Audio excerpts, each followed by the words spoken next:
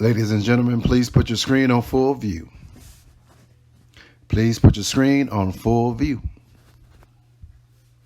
This is Ebony Man 2K, aka that Jolly Rancher, aka Pretty Ricky, what they call me, and aka the King of Receipts. I welcome you to my channel with the same name. Shout out to the Viper Pit over at STL's, Bomb Cherry, Warren, and Denini.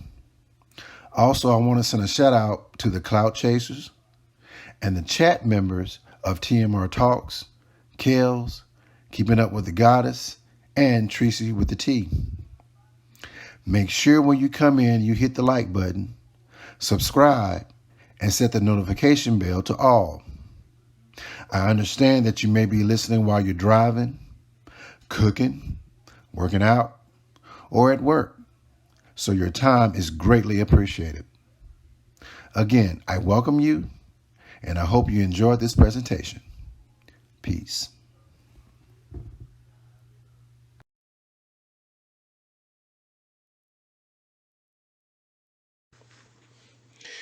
This is Ebony Man 2K, content creator of Everybody Loves Strong Mama CHRISSY and Sansaray.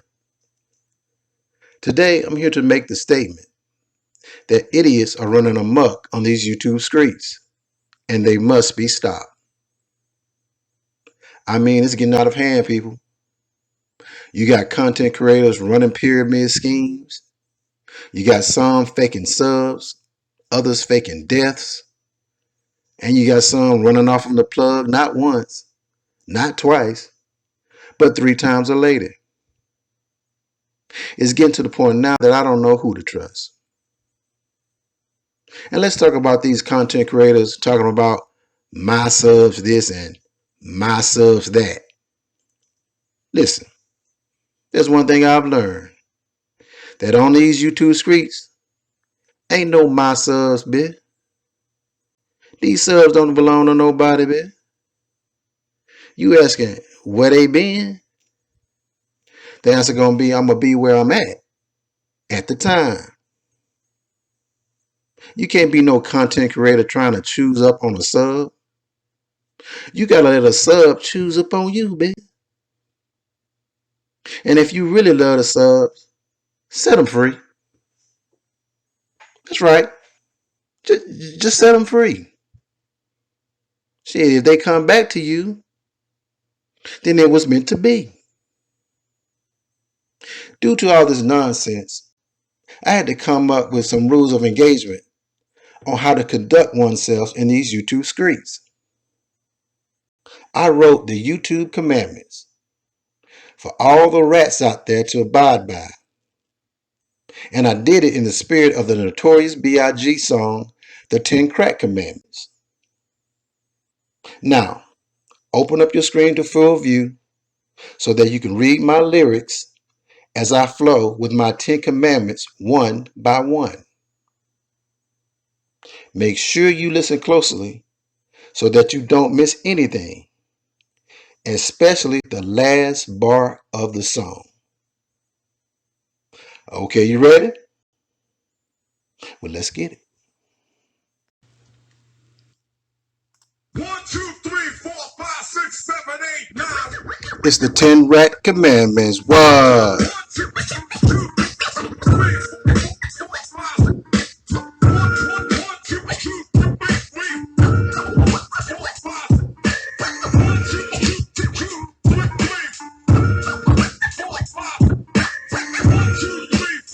6, 7, 8, 9. I've been in this game for months. It's made me an animal. It's rules to this shit. I wrote me a manual, a step-by-step booklet for you to get your YouTube clout, not your weed snatched out. Rule number uno, never let no one you know how much dough you hold, cause you know the cheddar breed jealousy, especially if that rat fucked up, get her ass sprayed up. Number 2, never let them know your next move. Don't you know niggas moving silence and violence, take it from your highness.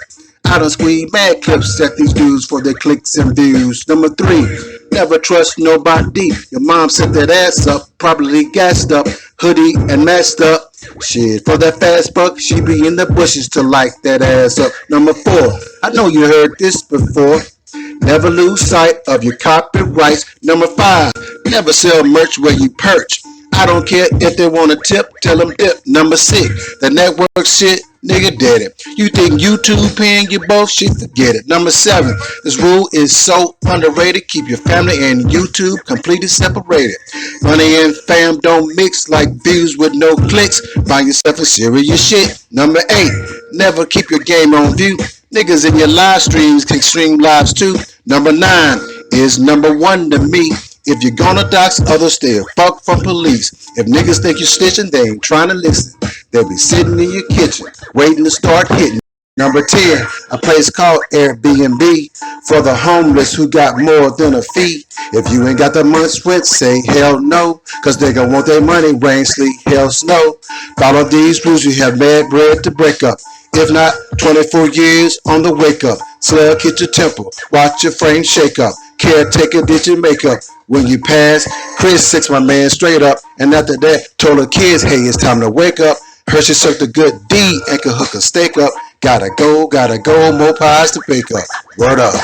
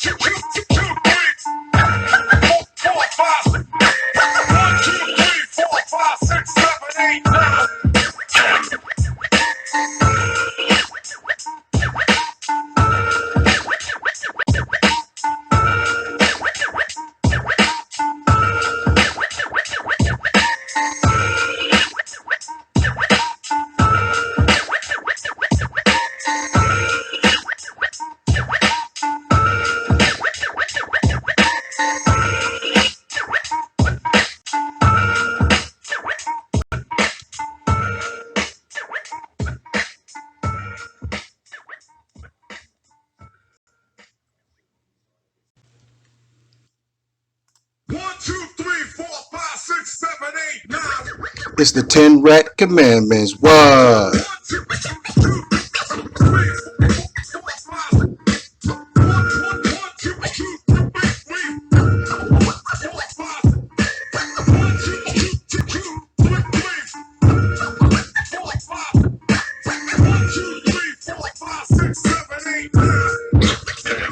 I've been in this game for months. It's made me an animal. It's rules to this shit. I wrote me a manual, a step-by-step booklet for you to get your YouTube clout, not your weed snatched out. Rule number uno, never let no one you know how much dough you hold, cause you know the cheddar breed jealousy, especially if that rat fucked up, get her ass sprayed up. Number 2, never let them know your next move. Don't you know niggas moving silence and violence, take it from your highness. I done squeeze mad clips at these dudes for their clicks and views. Number 3, never trust nobody. Your mom set that ass up, probably gassed up, hoodie and masked up. Shit, for that fast buck, she be in the bushes to light that ass up. Number 4, I know you heard this before. Never lose sight of your copyrights. Number 5, never sell merch where you perch. I don't care if they want a tip, tell them dip. Number 6, the network shit, nigga did it. You think YouTube paying you both? Shit, forget it. Number 7, this rule is so underrated. Keep your family and YouTube completely separated. Money and fam don't mix like views with no clicks. Buy yourself a serious shit. Number 8, never keep your game on view. Niggas in your live streams can stream lives too. Number 9 is number 1 to me. If you're gonna dox others, stay fuck from police. If niggas think you're stitching, they ain't trying to listen. They'll be sitting in your kitchen, waiting to start hitting. Number 10, a place called Airbnb for the homeless who got more than a fee. If you ain't got the month's rent, say hell no, cause they gon' want their money, rain, sleet, hell, snow. Follow these rules, you have mad bread to break up. If not, 24 years on the wake up. Slug hit your temple, watch your frame shake up. Caretaker did your makeup. When you pass, Chris six my man straight up. And after that, told her kids, hey, it's time to wake up. Hershey sucked a good D and could hook a steak up. Gotta go, more pies to bake up. Word up.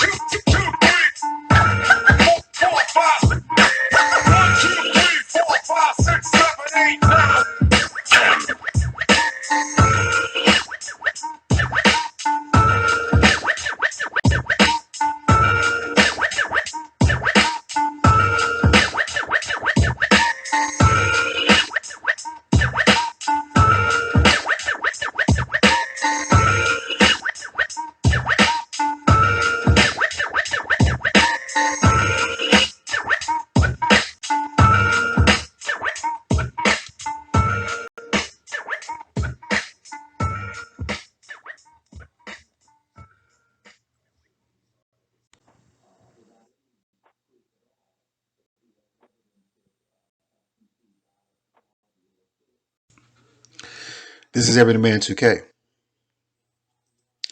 Strong Mama CHRISSY. I hear you call yourself a bad bee, or you that bee, or you a boss bee. Well, I know boss bees. I have dated boss bees. I know how they move. I know how they neck smell. Man, I know how boss bees taste. And you ain't no boss bee bee. No, you ain't no boss bee. I did a video a while back titled, If You Want to Roll with the Big Dogs, You Got to Know How to Pee in High Grass. The point of this notion is that if you rolling with big dogs, you got to handle situations as they come and keep moving. If you got to pee, you better lift your legs up, quickly pee, and do so in a manner where pee doesn't come back on you. Like with this situation with Mr. ATM, you out here peeing on yourself, B. Yeah, you peeing on yourself. You let a run-of-the-mill F nigga run game on you, B. A real boss B has measures in place so that situations like this won't happen. Something in your system should have gone off that said, abort mission, abort mission, abort mission. But you let things get out of hand because you are not thinking things through and your priorities are all mixed up.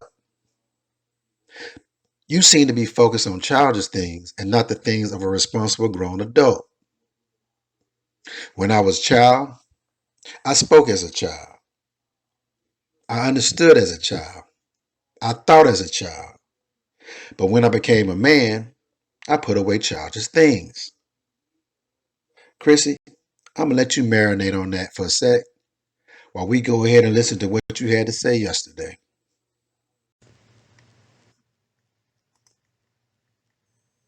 Here and post a quick video.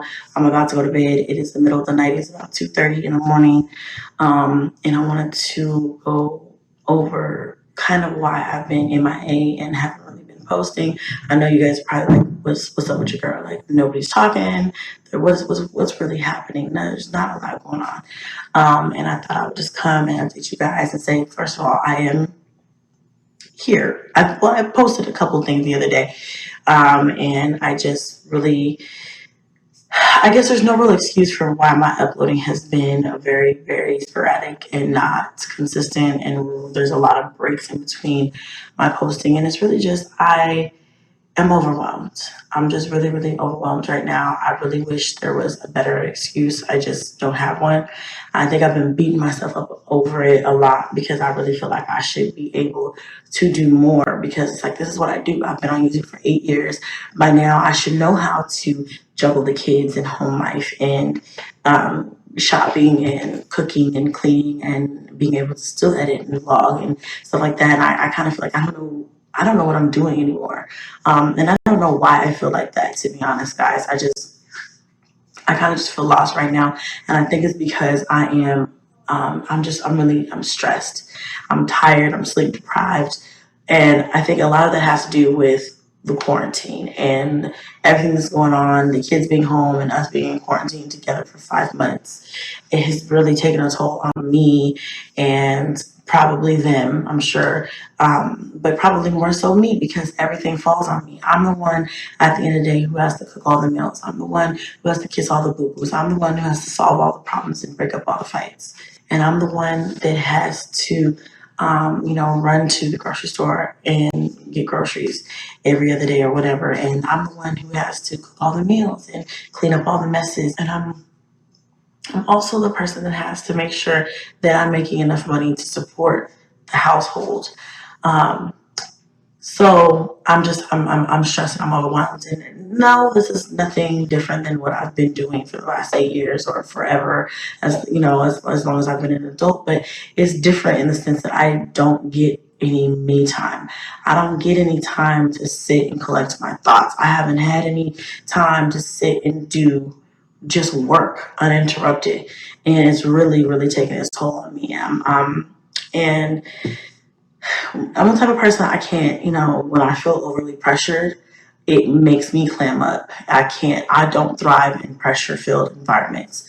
I have to feel relaxed and comfortable. And that is when I am the most creative. You feel me? Like, I am the most creative when I am able to just be calm and at peace and happy. So it's been really, really hard for me lately to be positive when I have so much stress and pressure on me. Um, my kids, and this is one thing that I am going to change, are not on a schedule. They're not on a real strict schedule. Like when they were in school, they were on a strict schedule. They weren't plugged in. Like I said, they were in school during the day, so they weren't home. So I was able to work or edit or plan out my videos or finish something from earlier, or or record a video, or even if it was just to sit and have a meal in peace or whatever.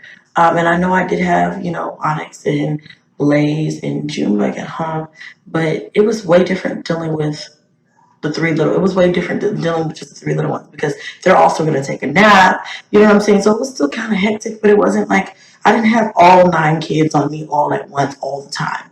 I had a little bit of a break. I only had to deal with a couple, give them a snack, sit them in front of the TV or something, and I could get a little work done. And they're going to go down for a nap, and I can get a little bit more done. I didn't have the constant pounding of all of my kids on me. And I don't want to blame it all on the kids, because kids will be kids. They're just children. I'm mommy. I'm the best person in their eyes. They love me, love to be around me, even when I'm using the bathroom. They don't care, and that's how kids are, and that's how they're supposed to be. So I don't blame them for that. But mentally, as a mother, as a mom, and a single mom at that, there's so much pressure put on me to just do everything. And I feel weak when I don't feel like I'm being productive. And that makes me feel bad on the inside, and it makes me really break down and not want to push forward. It really makes me not want to do much of anything.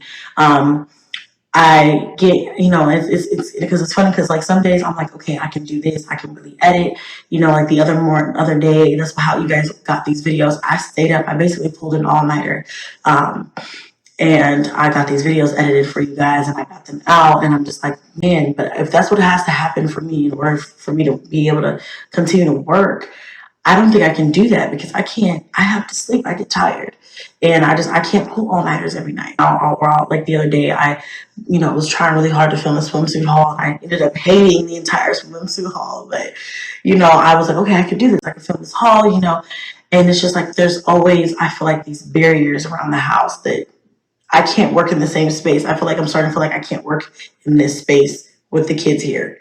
And so I'm trying to find, or with the kids awake, so I'm like, okay, do it in the morning or do it at night. And the issue that I'm having there is that, with them not being on such a set schedule anymore, that I've got somebody, or at least a handful of kids up at 24 hours a day, it feels like. There's probably like a good 3 to 4 hour window where they're sleeping.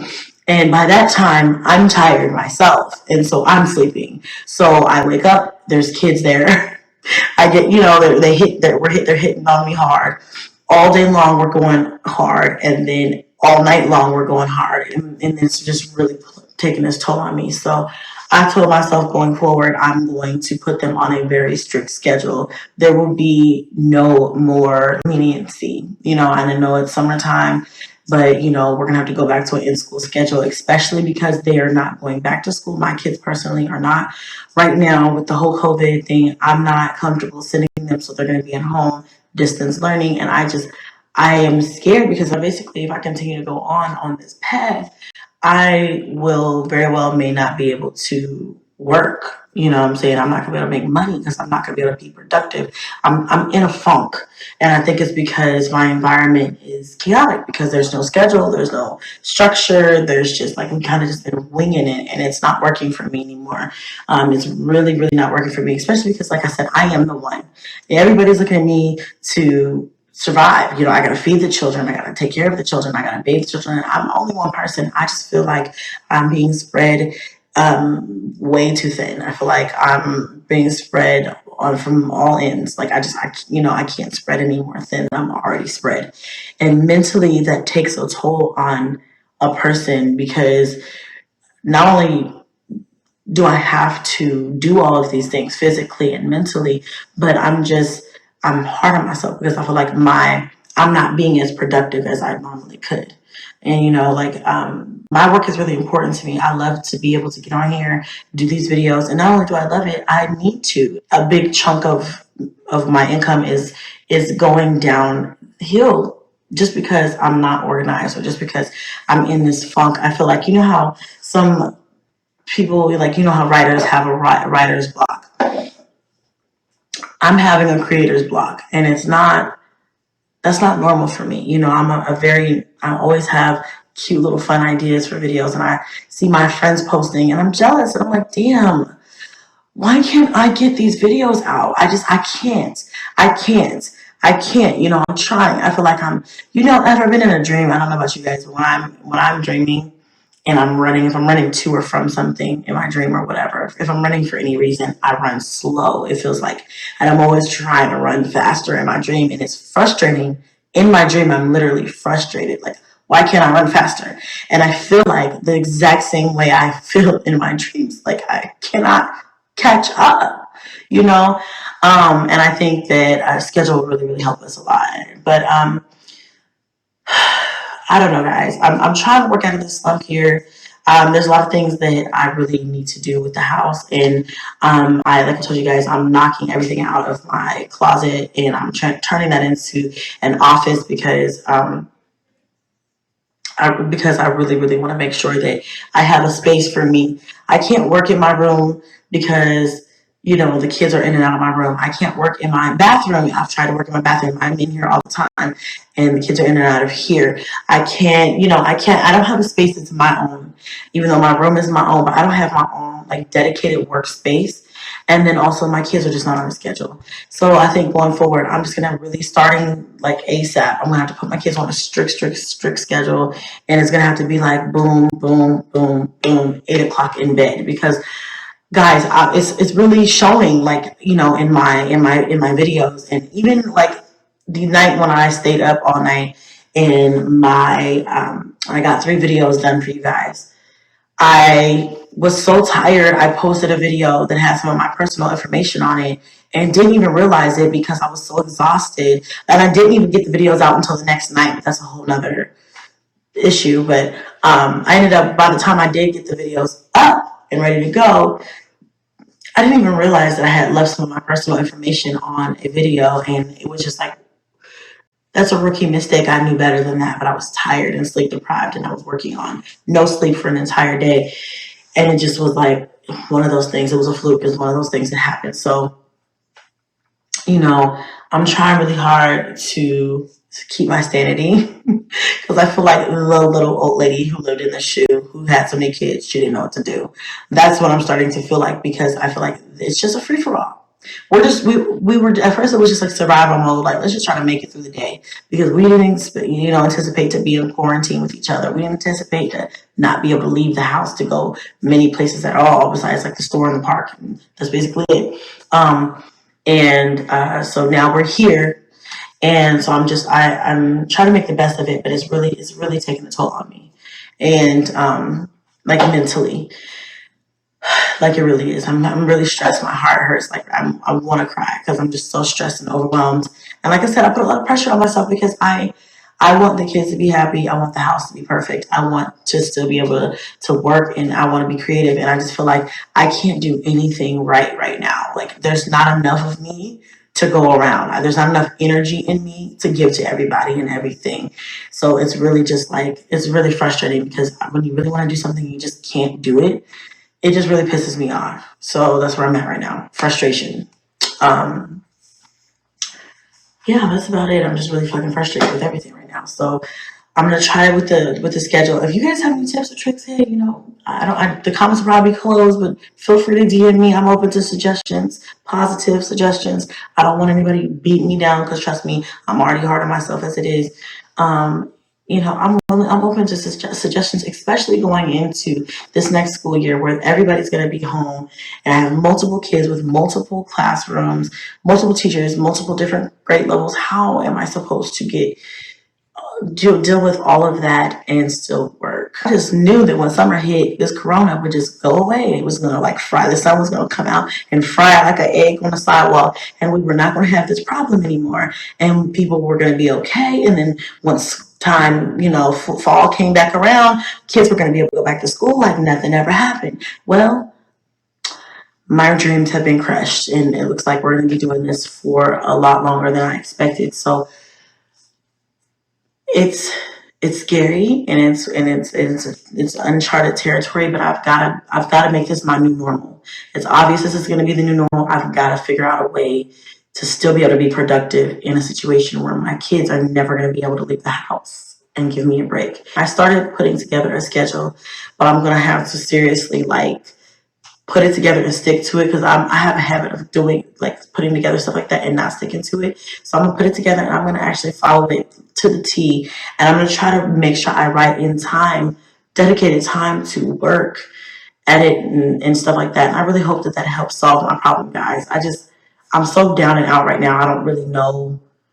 I'm in a funk, but I hope that this schedule and stuff helps put me in a better mood, and it makes me feel more positive, and I'm able to push through, because I really thrive when I feel better. I just don't feel good. Plus, I'm really stressed. I'm trying to get the twins. They're turning 7 this weekend. Throwing a party for them, a TikTok themed birthday party, and I'm just trying to make sure that's good, so the kids have fun. Because more so now than ever, these little parties and stuff mean so much, because it gives us something really fun to do when we're just stuck in the house together. It gives us a reason to party and celebrate and enjoy each other's company. So I'm really trying to pull out all the stops and make sure that they have a really good time. Because it's for them and it's for the kids. They're gonna have a great time, So I'm gonna vlog all of that, and it should be good fun. I've got a whole bunch of people coming in. I shouldn't say a whole bunch of people. I got some people coming in for some special things that I have planned for the girls. So I really hope that they like it and you guys enjoy the vlogs that are coming. But I don't know, guys. I'm just I'm in a slump. I don't know. I'm in a block. I don't know. Hopefully it gets better sooner rather than later. I don't know. It's just frustrating. But I don't know. I love you guys. Thank you so much for watching this vlog. I know I had to get this off my chest, but that's why the videos have been kind of are we going to get one for 30 days or no? Just let us know. That's why. But I promise you I'm working on it, guys. I know I say that all the time, but I swear I am. It's been hard. So I love you guys. Thank you so much for watching this vlog. Hit a like for your girl, because what is free and it don't cost you nothing. And I'll see you guys next vlog. Now I'm looking at what you spend money on, and this ain't Boss B material, Chrissy. You flossing Fashion Nova, man? Man, real bosses don't wear that. The Boss B's I know shop at BB, Nordstrom's, Neiman Marcus, and secret clothing boutiques in old money neighborhoods, man. Every now and then, they may hit up a TJ Maxx just to throw you off and show that they can take advantage of a good deal when they see it, like a real Boss B should. You out here spending money on patio furniture when you don't even have adequate bedroom furniture for you and your kids. You buying mad takeout and unnecessary expensive seafood for mukbangs for yourself, and your kids out here eating hot garbage. That's not Boss B, Chrissy. No, no, no. That's not Boss B. And lastly, I'm looking at your average daily views and estimated earnings on socialblade.com. You about to have a come to Jesus meeting, Biff. You about to have a come to Jesus meeting, Biff. Because you were making much more money early this year, and you were having money problems then with an eviction. Okay, well, that ain't Boss B. You making money, but you can't manage it. Now, where Boss B do that at? Also, the definition of a boss is as follows: a person in charge of a worker or organization. Who you in charge of, man? What payroll is you floating every 2 weeks, man? Man, let me open up this envelope and see what the test reveals on if you really a boss bee or not.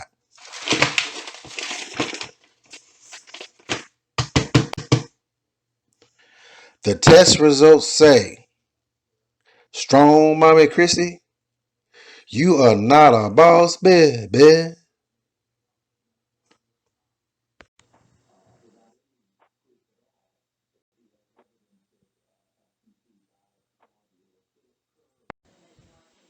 Now, before we begin, I would like for you to put your screen on full view. Please put your screen on full view. Now, I would like to dedicate this story time to the GOAT, the late Notorious B.I.G., aka Biggie. And I'm going to start it off with some inspired words by Biggie. It goes a little something like this. I want you to grab the keys to your car, call your peeps on the cell, and bring some weed. I got a story to tell. This is Ebony Man 2K. In my career, I've made numerous business decisions, some big, some small. But early on in my career, I can remember a contract I won that involved big time politicians, a big time primary contractor, 20 new employees, and a business partner I wasn't really sure about. I spoke about this new venture with another professional that I consider to be a mentor of mine. I shared with him my anticipation of this new business venture, but expressed my concerns as well. He leaned back in his executive chair, parted a slight grin, started clicking on a pen in his hand, and dropped this advice. He said, son, let me tell you something. If you want to roll with big dogs, you better learn how to pee in high grass. I paused for a second because I was stumped. But being the proud man that I am, I played it off and replied, yep, you got that right. I say that all the time. Man, I didn't know what the hell he was talking about. I left that meeting dumbfounded. As an engineer by trade, I pride myself for being able to figure out something. But this one had me beat. I asked around to my peers and friends until one friend who was pretty up on game broke it down for me. He said, nigga, when you rolling with big dogs, you can't stop and pee. You gotta lift your legs up and let your nuts hang. And most importantly, you gotta pee where that shit won't get back on you. I was shook. It all made sense. As you grow and move up, things get more complicated.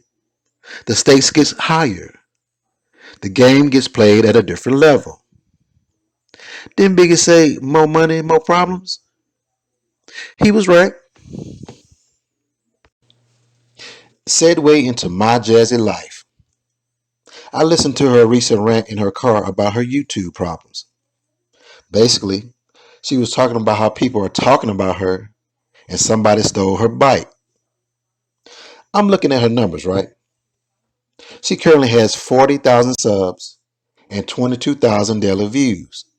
So she is moving into mid-tier level YouTube status. She is coming out of novice status, so things are about to get real for her. She's about to get real cutthroat competition. She's about to get real hate from more experienced trolls. And she's going to be behind the 8 ball on producing more and more relevant content for advertisers. Oh, it's about to get real now. But it seems to me she's unprepared. Major opportunities are abound. But unfortunately, she is caught up fighting roaches, taking care of kids, and planning a life with a nigga in prison.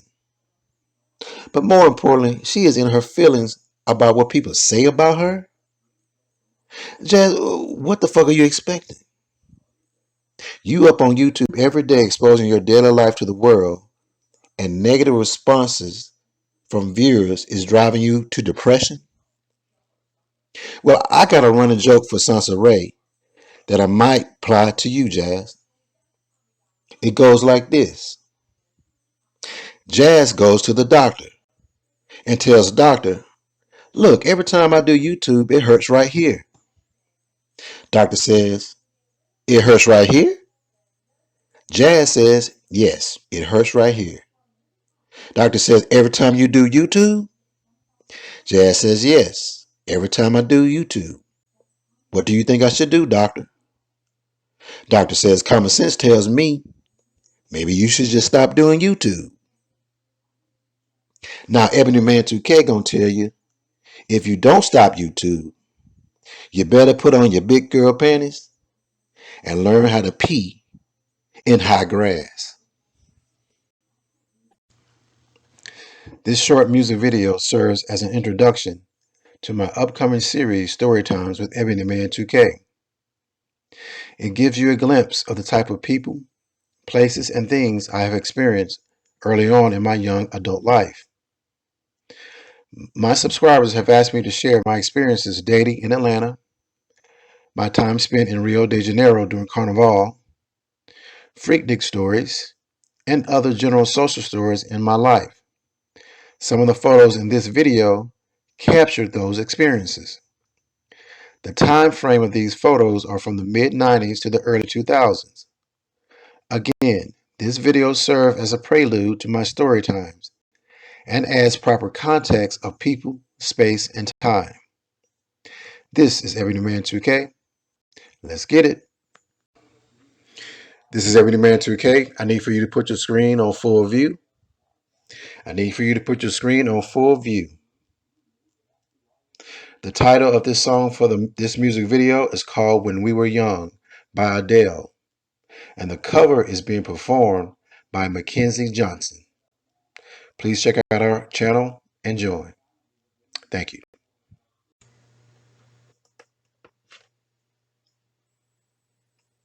Everybody loves the things you do, from the way you talk to the way you move. Everybody here is watching you, 'cause you feel like home, you're like a dream come true. But if by chance you're here alone, can I have a moment before I go? 'Cause I've been by myself all night long, hoping you're someone I used to know. You look like a movie, you sound like a song. My God, this reminds me of when we were young. Let me photograph you in this light, in case it is the last time that we might be exactly like we were before we realized we were sad of getting old. It made us restless. It was just like a movie, it was just like a song. I was so scared to face my fears, 'cause nobody told me that you'd be here. And I swore you'd overseas, 'cause that's what you said when you left me. You still look like a movie, you still sound like a song. My God, this reminds me of when we were young. Let me photograph you in this light, in case it is the last time that we might be exactly like we were before we realized we were sad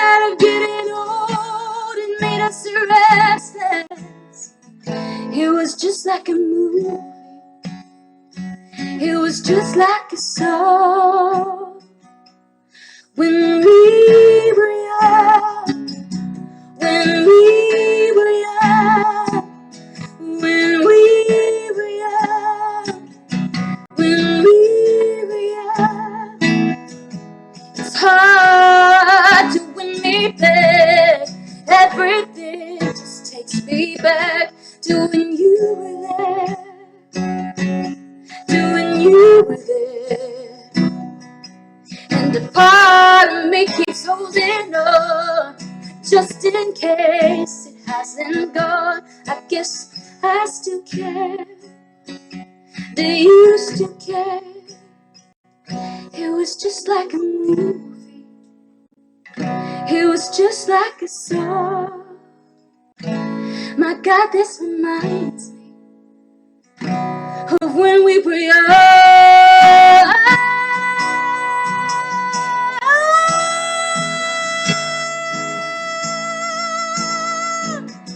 When we were young, when we were young.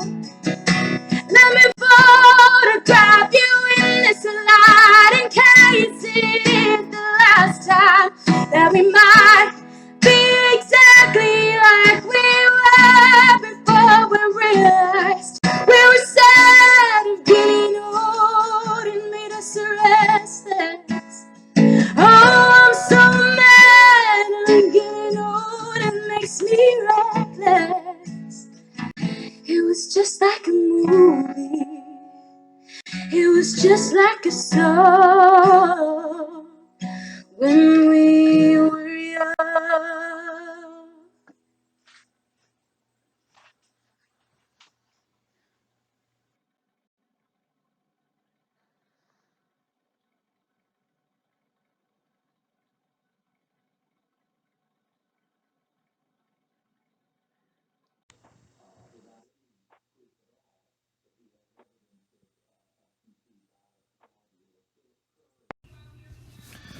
This is Everyday Man 2K. Today, I will share my story about getting out of a bad franchise acquisition agreement and apply my experience to Liv's life getting out of a bad lease to own agreement. First, we will look at the property she had in Florida and hear her lie about it. Then we will go over my receipts. After that, you will hear about one of my business deals to see how it can be a teachable moment for Olivia. Now, I said I would only start my story times when I feel that donations were up to par. Because to give up my identity and personal stories, only to expose myself to liabilities, big or small, the juice has to be worth the squeeze. As of right now, the level of participation and donation is moderate, in that I am still getting donations, but from the same select group of private donors that I might as well call the Super PAC. We need other people to step up, because this same group has been carrying the weight for some time now. And if you're really serious about supporting me and my efforts and funding new offerings like my story times, then you should consider donating whatever you can. Even if it's $5, please consider donating as much as you can afford. Now, let's get into my story time, starting off with Olivia. I have also added a music session at the end for your listening pleasure. I will be in the chat room to answer any questions, or if you just want to chop it up. Well, all right. This is your boy, Ebony Man 2K. Let's get it.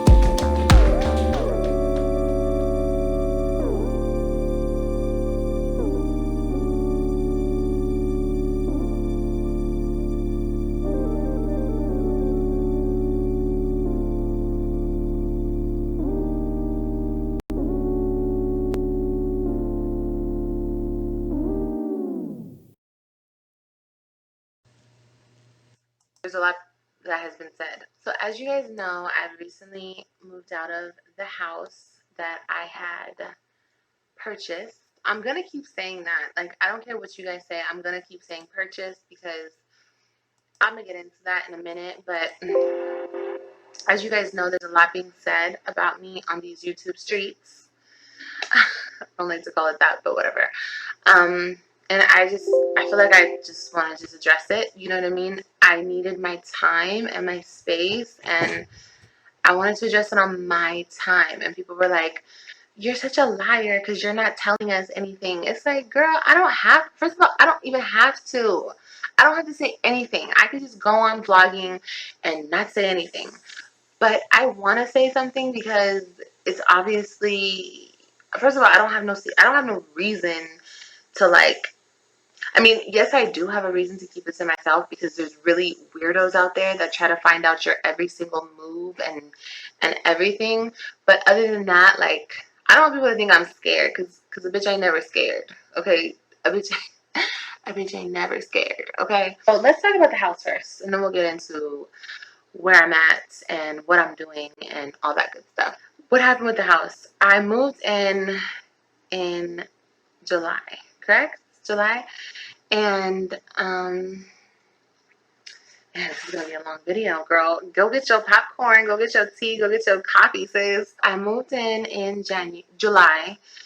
I don't remember the exact date. I think it was July 10th. Girl, I don't remember. It was so much going on. But I moved in. Now, that house was a lease to own. Okay? I don't care what nobody says. People are gonna be like, "Oh my gosh, she was renting." No, bitch. I was leasing to own that mother. Okay. Um, the reason why I'm so adamant on saying own because I put $13,000 down on it. Now I don't know about y'all, but I'm not putting 13,000 down just to be cute with it and just to be like, "Oh, we gonna stay here. I'm gonna lease this and then I'm gonna be out." No, no, no, no, no, no, no. That was gonna be my home.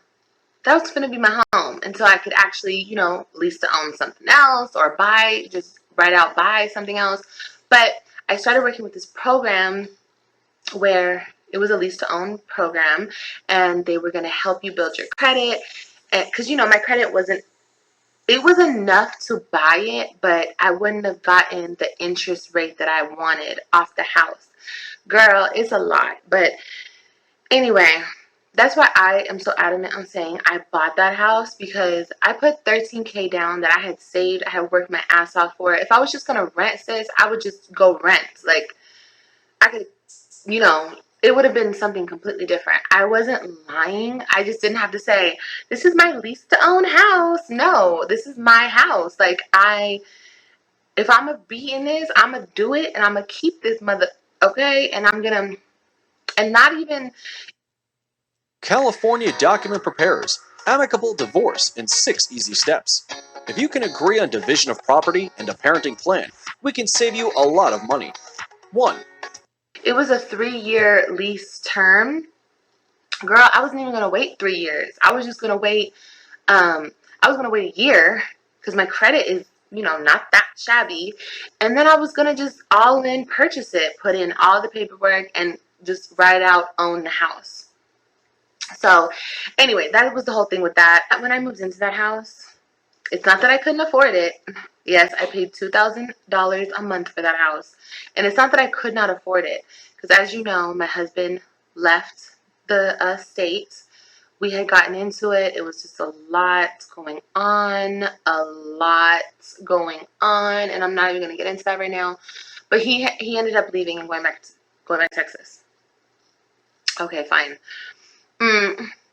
I did actually then realize though that it was like it's a lot of maintenance because another thing, if you're actually renting a place, the company that owns it or whatever will fix everything, right? But no, no, no.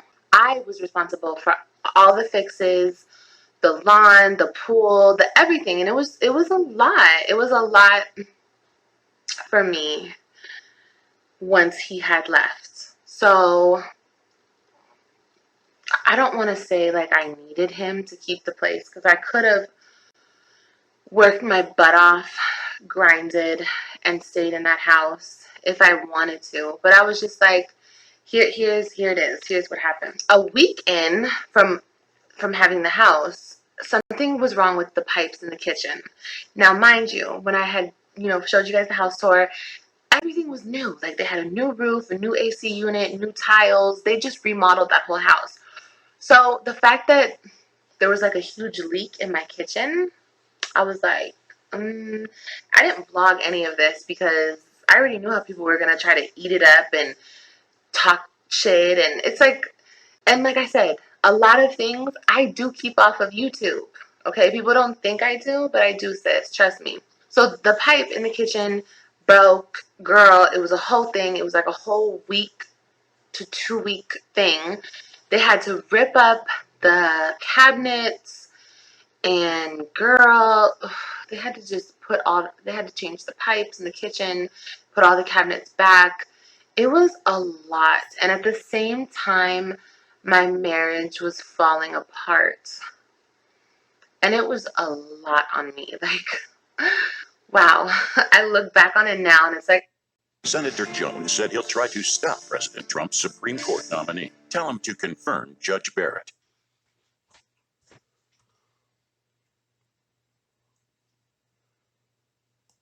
I don't know how I got through that, because even after him and I got into it and he did that huge crazy thing that he did, I still wanted to work on my marriage. I was still there, telling him, let's do something about this, let's fix it. And listen, I know people are going to talk a lot of ish about me, that whatever you guys are going to say, but I will always say this, probably to the day I die, because I'll probably be telling my kids this too, that I have loved him since forever. And yes, he makes bad decisions. We're going to get to that. Yes, he has his flaws and he's not always a good person and he doesn't treat me good at all. At all. At all. But I still love him. And I'm figuring why that is now. Like, I'm figuring out why I have this pull to him, this draw to him, this constant just needing him and wanting him. And girl, I'm figuring all that out now. I'm doing like some type of therapy, and anyway, it doesn't really matter. But the whole kitchen situation happened. They fixed the kitchen, and actually the company had paid for it to get it fixed because I had just moved in. I was like, I'm not going to pay for this. I just moved in. I didn't move in. I kept telling my mom this. I did not buy a broken house. I did not do all this to buy a broken house. Anyway, the kitchen was fixed. We were moving on. And then the pipes in the bathroom started giving me problems. So I had 2 bathrooms. I had a full bath and I had a half bath. And the toilet in the half bath and the sink the toilet was not flushing, and the sink, the water would come out the sink. So basically the pipes, I ended up finding out from the plumber that came to fix the kitchen. He was like, these pipes are like 100 years old. They're really bad pipes. I don't know why the company didn't fix this before you moved in, before you purchased the home. I was just like, yeah, it's pretty fucked up. Like, I was pretty upset. I was like, no, like $2,000 a month and I have to deal with all this. Okay. And the company was still, again, they were like, we'll fix it. We'll have people come out, but they were going to have to like rip up all the flooring.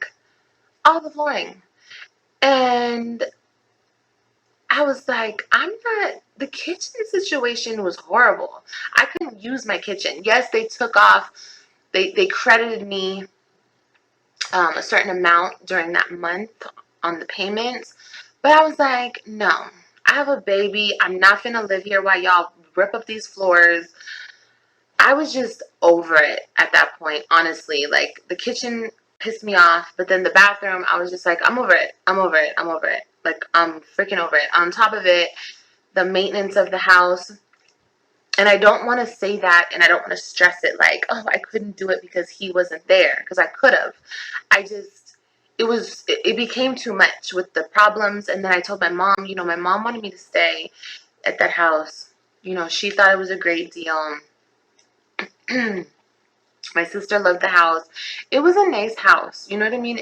I liked it. It was a very bright, beautiful, beautiful home. Was it the perfect home for us? No, not really. But it was a nice house. Now, like I said, the thermoscientific Dionix ICS 6000 HPIC ion chromatography system. It really meets the needs of a wide variety of people. And so I think people... My mom told me just to stay, but I was like, no.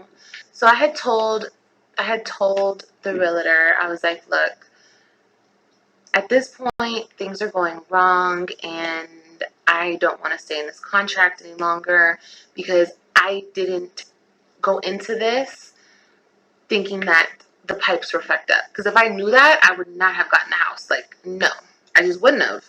I would have kept looking. I would have seen if they had something different for me, something else. But I don't want to deal with that. That's a huge problem. If something's wrong with the pipes, girl, that's all up and through and under the house. I was not going to do that.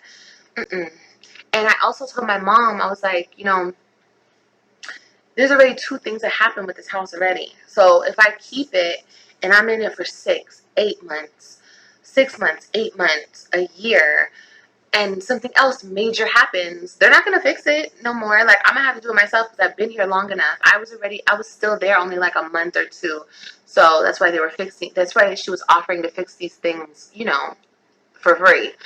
But any other unforeseen things that happened with that house, girl, I was going to have to pay for it. Okay. And we had an inspection and everything done on the house. That's why I don't understand how the pipes were not being brought up in the inspection, but whatever. I had asked her, I was like, I want to get out of my contract.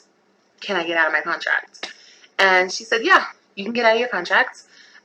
We will refund you all of your money back, minus the damages, anything that we damaged, which wasn't anything. And yeah, that's what I did. And it just so happened that it happened at the time that it did because, I was already like, I don't know. I was just over it for some reason. I was over just Florida and as a whole. I was just over it. And I guess a little bit had to do with him leaving. But also, it's like, what people are not understanding, and I don't understand how people don't get this. I don't think he gets this. He's the father, okay, of these kids. I didn't bring these kids into the world with myself, and I understand hundreds, millions, hundred millions of women do it every day by themselves, no help from no man. But that wasn't the deal with him and I. You know what I mean? Like, we were in a relationship. Across the country, individuals and small businesses have taken up the challenge to help with our face mask shortage, only to find a shortage of highly effective face mask material. At Filty, we're on a mission to help. This whole time, even when we broke up, girl, we were still in a relationship. Our relationship is just, it's over now. Like, it's completely 100% over now. But that relationship was a mess. Of course, this whole time, him and I are talking. He's, still leading me on, as he always does. Always does. And I was like, you guys ready? You ready for the bomb? You ready for the bomb? I guess I'll tell you guys where I'm at. But that will be in part 2. So make sure you guys stay tuned to part 2 because I don't want to make this video be 40 minutes long. But yeah, that's what happened with the house. And I guess part 2 will be the rest of the story. Thank you guys for watching, and I'll see you on the next one. Okay, on the screen now is a description of Olivia's old rental property that she had in Clearwater, Florida. The rental listing amount is $1,995 a month, and it's a 3-bedroom, 1.5 bath at 1,300 square feet. The program she was in was a lease to own. The program allows a home buyer up to 36 months to qualify for a loan. All the while, they get to live in the home, and it is 100% of the down payment goes toward the purchase price. The monthly payment actually includes insurance, property tax, and homeowners association payments too. It is fully renovated, featuring a modern open floor plan and large pool calling your name. Upgrades include a new roof, Whirlpool stainless steel appliances, paired with new cabinets and gorgeous granite. Okay, now we're going to look at the source from Zillow.com. If you look at the top of the page, that is that address of question on Owen Drive in Clearwater, Florida. Now, Zillow has very valuable information. One of it is price history. A lot of people have not noticed that. But for every property that they have listed, they show a price history of events of that property, whether it be sold or rented. Okay, so let's go to price history that you see on the screen. But we're going to start from the bottom, from February 25th, and work our way up to present day to show all transactions that has been on this property since the February 2020 of this year. Now, it says on public record, right, that this property was sold on February the 25th, 2020. It was sold. Now remember that date because we're going to come back to it later. Then later on in April, it was listed for sale and was listed on in April and May, but no one bought it. And then the listing for sale was removed on May the 29th. Okay, so since they couldn't sell it, then in June 19th, 2020, they listed it for rent. And then in July 10th, it was removed. The reason why it was removed, because someone rented it. And that was Livia. It does not say sold. It says listing, remove, rent, and it was rented for that time. The only owner of this home for the entire year of 2020 was the person that bought it on February 25th, and that was not Olivia. She picked it up on July 10th as a renter at the rate of $19.95 per month. And then it even shows even more current date where it's listed again. She has moved out. She moved out around September 15th or so. Well, probably a little bit earlier because it was actually listed for rent on the 15th.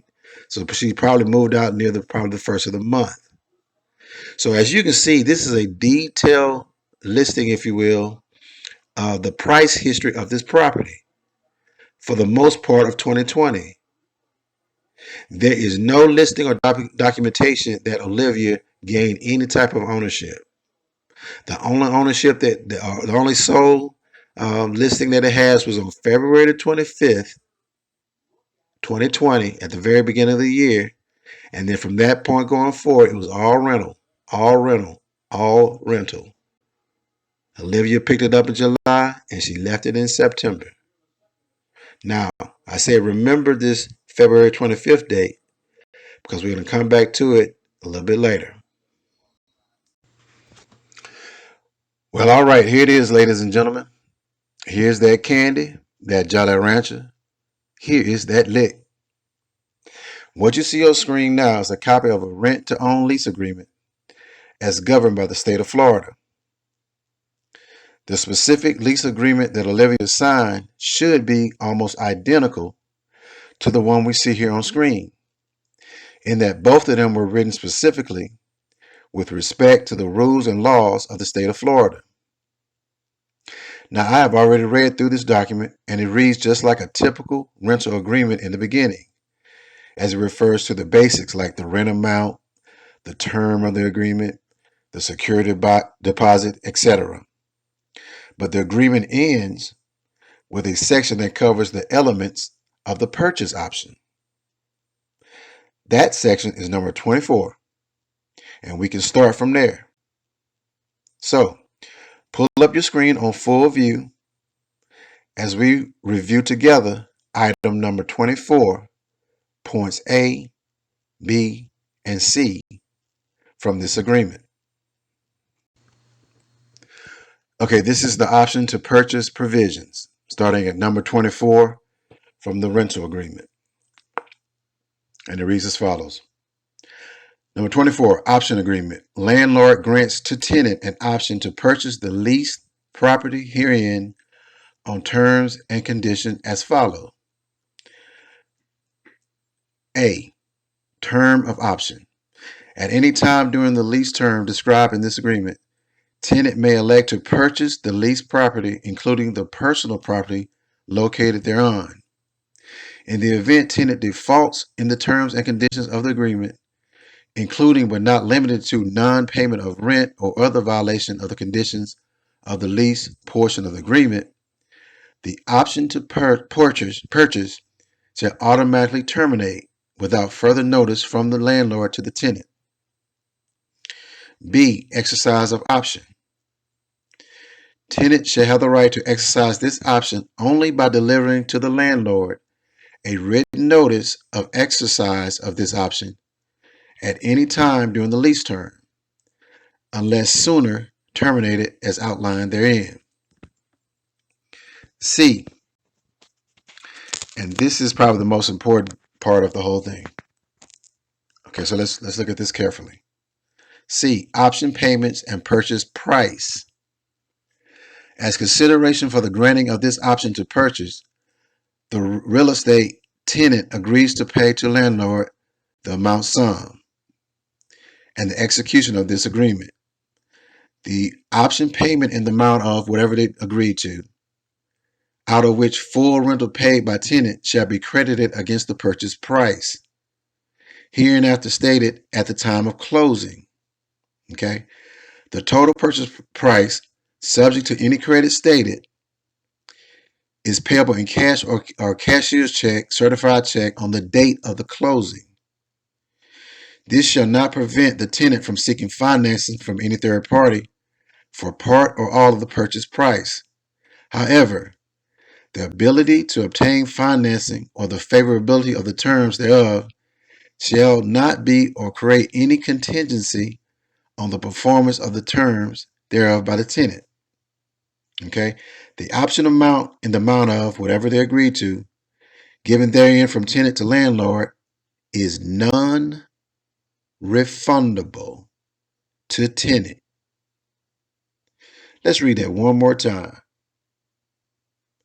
The option payment in the amount agreed, given that herein from the tenant to the landlord, is non-refundable to the tenant in all events except the failure on the part of the landlord or inability of the landlord to transfer the property to the tenant at closing, as further set forth in paragraph 24. No part of rental payment shall be refundable to tenant for any reason. I know this is a lot of legal verbiage, but this last part is very important, and I'm going to go ahead and kind of break it down what it's saying. It is saying that when you decide to go into this agreement,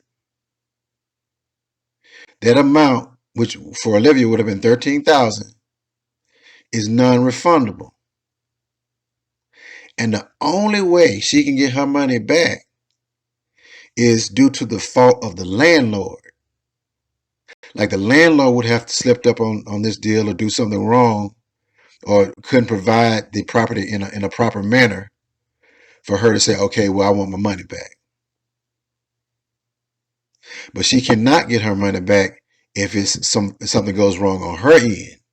The way this is written from the perspective to protect the interests of the landlord, because the landlord is bringing this agreement to Olivia, not the other way around. So they are writing this agreement in terms of how you handle the payment in the best interest of the landlord. Because it clearly states right here that once you make that payment, good, better, and different, it's gone. So it's in your best interest to go ahead and try to get a loan at a bank and go ahead and see it through. Plus, if you don't, you still don't get your money back. That means if you don't go through with getting your loan and going through the process of purchasing this home, that $13,000 is gone. The only way you get that $13,000 back is as if the landlord did something wrong. But in this case, more than likely, this is a company they got all this stuff together. They ain't making no mistakes to lose no $13,000. They ain't making no mistakes to lose no $13,000.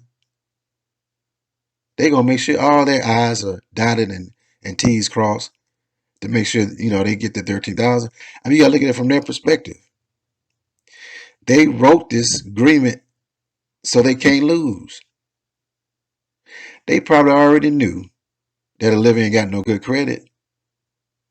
So they wrote the agreement up where they can't lose. Well, okay, let her go ahead and put the $13,000 to see if she bought it. She did that part, so they got $13,000 off at the beginning. And then it can only get better if she gets approved. If she gets approved, okay, that's cool too. Now instead of 13,000, now we got the balance of the 179,000, whatever they're charging. But the worst case scenario is that they would have 13 and still had the 100% of the property. That's still not that bad. Hell, 13,000 is about 6-7 months worth of rent. So they got the 13,000 for Olivia, kicked her out. They sitting on 13, and then they still can go and rent it out on a month to month, 6 months or a year to somebody else, because they already got 13 in the pocket. Olivia got her lunch money took, y'all. Olivia got her lunch money took. These folks stood out on Interstate 10 waiting for her to come down the interstate from Texas with their hands out like, we got us one today, y'all. They already knew the game because they already knew that she probably has money, but she ain't got no good credit. So let her go ahead and fill out this paperwork. You do what you got to do, baby girl, and just give us the 13. Because at the end of the day, we can walk away with this 13 and we still Gucci. But Olivia, she shit out of luck. And I think what done happened is she filled out that application and probably wasn't too truthful about it. She probably used old boy's salary to support that she had enough salary to pay rent. Somewhere down between them two, where he said, I ain't paying nothing. And now she by herself. And she can't go back and tell them, hey, I put down that my boyfriend or husband, whatever he is, was gonna pay half the rent, but he can't do it no more. And she can't get all jump and try to take them to court, because what could end up happening is they say, okay, well, let's go to court and let's review your paperwork. And so by jumping on them and taking them to court, trying to get them and trying to corner them on something, it's going to end up blowing back in her face. Because I got a feeling she done inflated her income with old boy's income, or told some type of lie where she can get the deal. And then he's going to end up finding out that she was participating in some fraud. So hey, that's just my opinion, man. But I think it's within reason. I think it's plausible. I think she filled out a bogus application. I think she really did put 13,000 down. I think old boy Gerard, I think he kind of left the situation and left her holding the bag. And now she don't know what she want to do, because she can't really get out jumping and take somebody to court, because that's going to put her and that's going to expose what she did. And from what I understand in terms of these real estate deals, that when you're in real estate, people don't play around. It ain't no, I can get my money back if I can try to do this and that, and maybe I can get my money back, or maybe I get 50% back. I ain't never heard of that.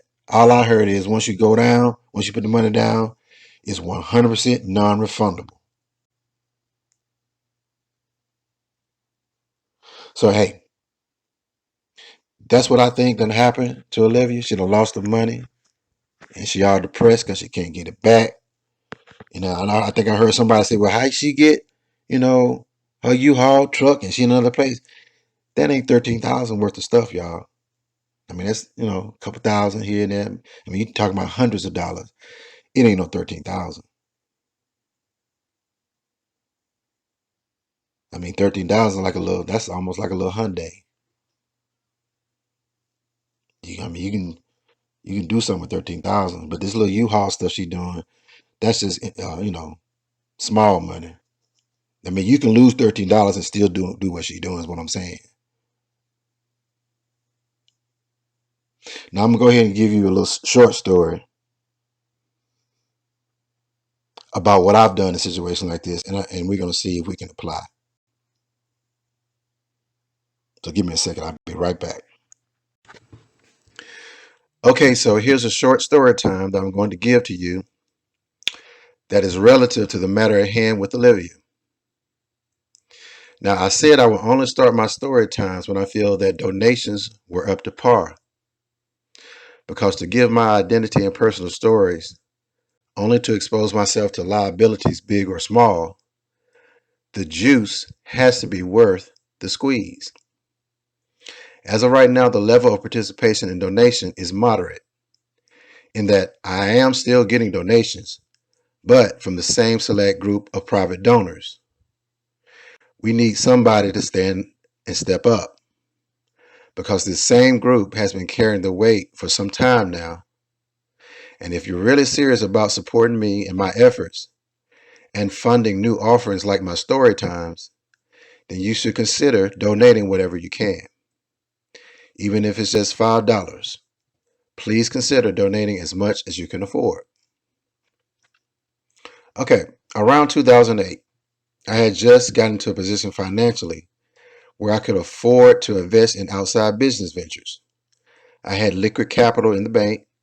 I had access to more capital from relationships and banking, and I had years of project management experience. So I pursued going after a franchising opportunity with a company that we will call the Up Store for now, because I don't want to identify the real identity of the franchise. But for now, we'll call it the Up Store. And the Up Store is a competitor to the Postal Service, and they are located in mid-class to upper-class shopping centers. Okay? So you should know who the Up Store really is. Now, an average Up Store has a very unique business model. They will pretty much ship anything and offer above and beyond customer service. I'm sure you have noticed that when you go inside an Up Store, the store manager is always moving frantically and seem to be a bit stressed out. That is the nature of that business. Well, I took that into consideration in pursuing buying a franchise of my own in Atlanta. In doing so, I had to put money down in escrow for purchase of the business in the same manner that LIV had to put money down for the purchase of the home. One of my requirements before closing was for me to receive full documentation of financial reports for my review. Now, they dragged their feet a little until they finally sent me year-end financials. Now, I already know that you can hide a lot when you just have an annual report that shows profit.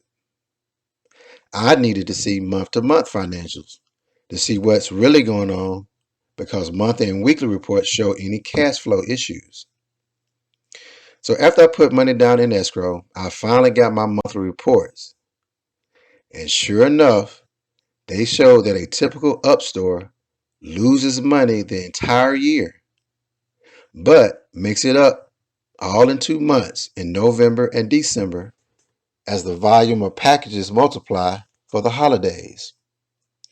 For the rest of the year, the store manager covers any losses with his own money and floats the operation until he can make good in those last 2 months. Now, as a single guy without a spouse to give me a financial cushion, And due to the fact that I don't like stress, I chose to back out of the deal. And I didn't know how to do it. So I took my paperwork to my attorney and he explained that in agreements you have to look for trigger points. You have to find actions in the agreement that can activate what you want to happen. Well, we found one. In the agreement, it stated that you can get 50% of your escrow money back if you make a good faith effort to seek funding and can't get approved. So I was advised by my attorney to say nothing about the financial stuff. Just play the funding part out, and you're going to get what you wish for with the same outcome. So I went to banks I knew were out of my league, and I got letters of disapproval. I even went to one of my homeboys who worked in banking and told him to deny me. He was confused, but I explained to him later what was going on. So my advice to LIV today is to review your lease to own agreement and see if there is some provision that allows you to get out of the deal with some or all of your money. Ladies and gentlemen, this concludes my presentation. I will be in the chat room to answer any questions that you may have, or if you just want to chop it up with me.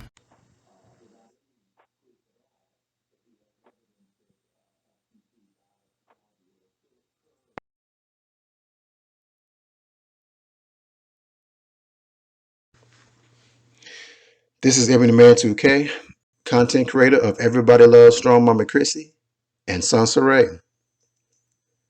Today, I'm here to make the statement that idiots are running amok on these YouTube streets, and they must be stopped. I mean, it's getting out of hand, people.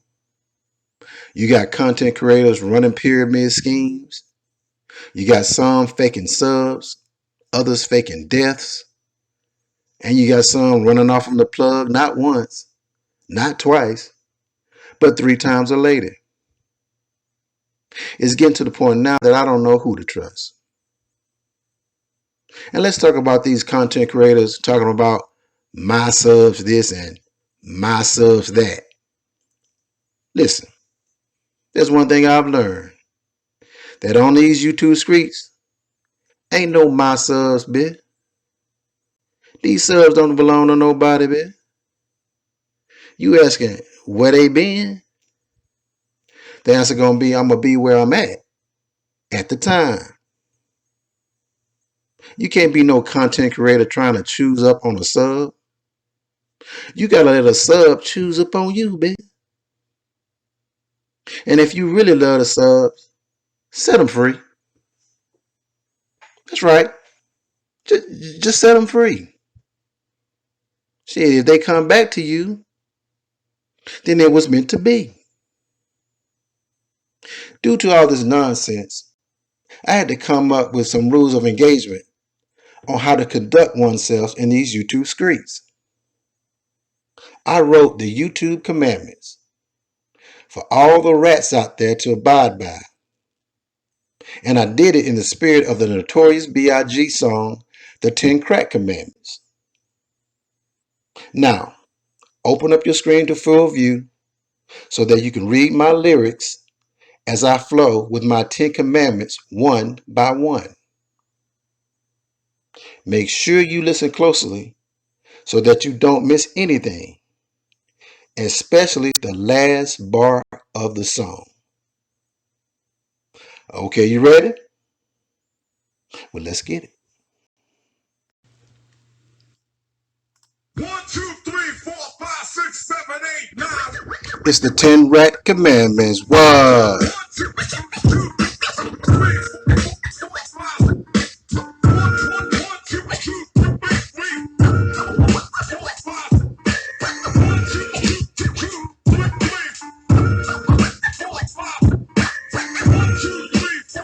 6, 7, 8, 9. I've been in this game for months. It's made me an animal. It's rules to this shit. I wrote me a manual, a step-by-step booklet for you to get your YouTube clout, not your weed snatched out. Rule number uno, never let no one you know How much dough you hold? Cause you know the cheddar breed jealousy, especially if that rat fucked up. Get her ass sprayed up. Number two, never let them know your next move. Don't you know niggas moving silence and violence? Take it from your highness. I done squeeze mad clips at these dudes for their clicks and views. Number three, never trust nobody. Your mom set that ass up, probably gassed up, hoodie and masked up. Shit, for that fast buck, she be in the bushes to light that ass up. Number four, I know you heard this before. Never lose sight of your copyrights. Number five, never sell merch where you perch. I don't care if they want to tip, tell them dip. Number six, the network shit, nigga did it. You think YouTube paying you both? Shit, forget it. Number seven, this rule is so underrated. Keep your family and YouTube completely separated. Money and fam don't mix like views with no clicks. Buy yourself a serious shit. Number eight, never keep your game on view. Niggas in your live streams can stream lives too. Number nine is number one to me. If you're gonna dox others, stay fuck from police. If niggas think you're snitching, they ain't trying to listen. They'll be sitting in your kitchen, waiting to start hitting. Number 10, a place called Airbnb for the homeless who got more than a fee. If you ain't got the month's rent, say hell no, cause they gon' want their money, rain, sleet, hell, snow. Follow these rules, you have mad bread to break up. If not, 24 years on the wake up. Slug hit your temple, watch your frame shake up. Caretaker did your makeup. When you pass, Chris sits my man straight up. And after that, told her kids, hey, it's time to wake up. Hershey served a good D and could hook a steak up. Gotta go, more pies to bake up. Word up.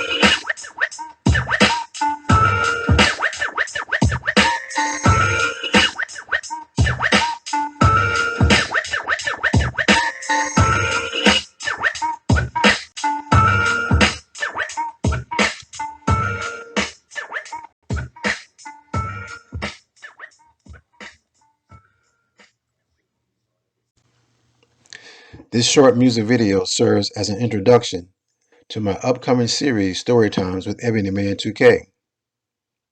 It gives you a glimpse of the type of people, places, and things I have experienced early on in my young adult life.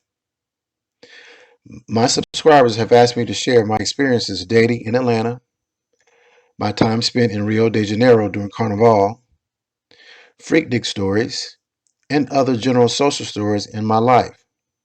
Some of the photos in this video captured those experiences. The time frame of these photos are from the mid-90s to the early 2000s. Again, this video serves as a prelude to my story times and adds proper context of people, space, and time. This is Ebony Man 2K. Let's get it. This is Ebony Man 2K. I need for you to put your screen on full view.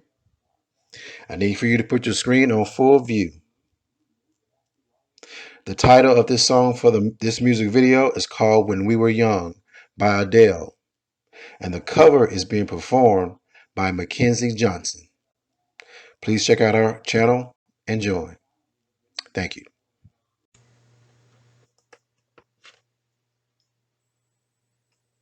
Everybody loves the things you do, from the way you talk to the way you move. Everybody here is watching you, 'cause you feel like home, you're like a dream come true. But if by chance you're here alone, can I have a moment before I go? 'Cause I've been by myself all night long, someone I used to know. You look like a movie, you sound like a song. My God, this reminds me of when we were young. Let me photograph you in this light in case it is the last time that we might be exactly like we were before we realized we were sad of getting old. It made us restless. It was just like a movie. It was just like a song. I was so scared to face my fears, 'cause nobody told me that you'd be here. And I swore you'd overseas, 'cause that's what you said when you left me. You still look like a movie, you still sound like a song. My God, this reminds me of when we were young. Let me photograph you in this light in case it is the last time that we might be exactly like we were before we realized we were sad of getting old. It made us restless. It was just like a movie. It was just like a song. When we were young, when we were young, when we were young, when we were young. It's hard to win me back. Everything just takes me back to when you were there, to when you were there. And a part of me keeps holding on, just in case it hasn't gone. I guess I still care. Do you still care? It was just like a movie. It was just like a song. My God, this reminds me of when we were young.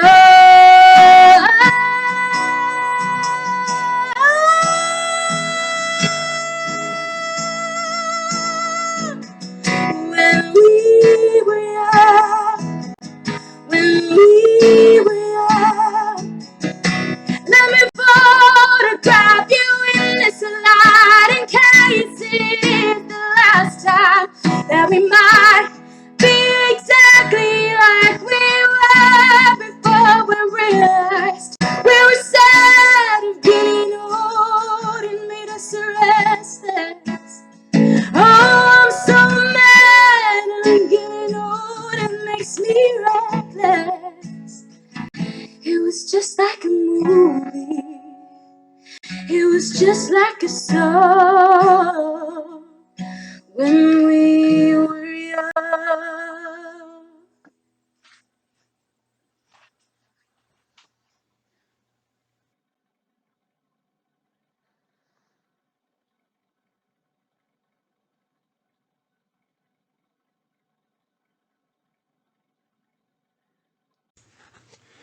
This is Ebony Man 2K, your host of this music listening session. I hope you're enjoying the presentation. If you're away from your mobile device or computer, when you get a chance, drop a comment in the chat room or comment section with a quick check-in, just to let me and others know that you are here. For those of you who are donors and like what I'm doing on this channel, you can make requests for specific groups and artists on upcoming sessions in the description line on your next donation. Both PayPal and Cash App allow a text line to be sent with payment. My payment information is located on the screen. For PayPal, my handle is paypal.me/EBMNTWOK. That's paypal.me/EBMNTWOK. For Cash App, my handle is $EBMN2K. That's $EBMN2K. This is Ebony Man 2K, and I thank you for your time and enjoy the show. This is Ebony Man 2K, aka that Jolly Rancher, aka Pretty Ricky, what they call me, and aka that dude who be having the receipts. Before we begin, the membership program for my channel has been approved by YouTube and has been added with PayPal and Cash App as another option to express your support for me and this channel. I ask that you go ahead and join today and make yourself an official Day 1 member of Ebony Man 2K. There is a join button on the homepage and links in the description box and at the top of my comment section.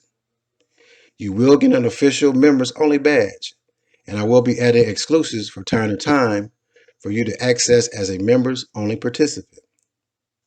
Now, the price that I set is reasonable, and it's less than a 2-piece dinner from Popeyes, especially if you get the strawberry drink. So, go ahead and join, get your badge, and make them haters start crying like a baby. You know how they do. Wah, wah, wah, wah, wah, wah. Why you like Ebony Man? Wah, wah, wah. We don't want you to like Ebony Man.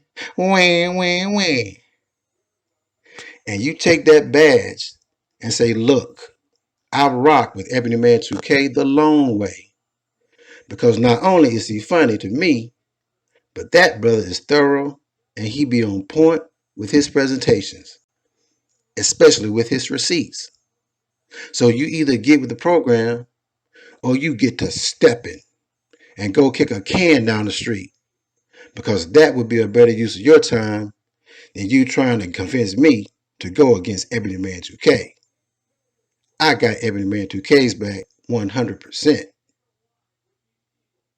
And ladies and gentlemen, this is the main purpose of membership. It is to bear witness to the public that we are going to enjoy ourselves on this channel, and we got each other's back 100%. Okay, let's get it, y'all.